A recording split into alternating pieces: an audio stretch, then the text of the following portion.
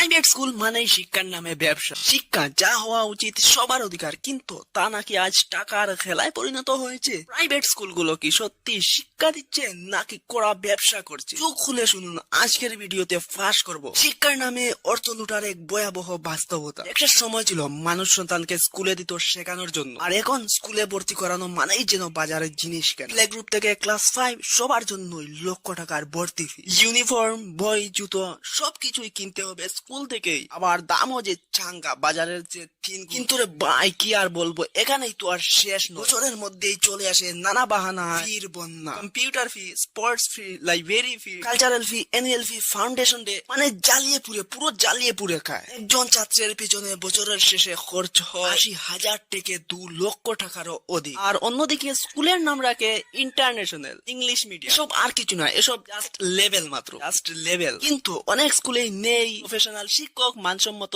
শিক্ষা পদ্ধতি।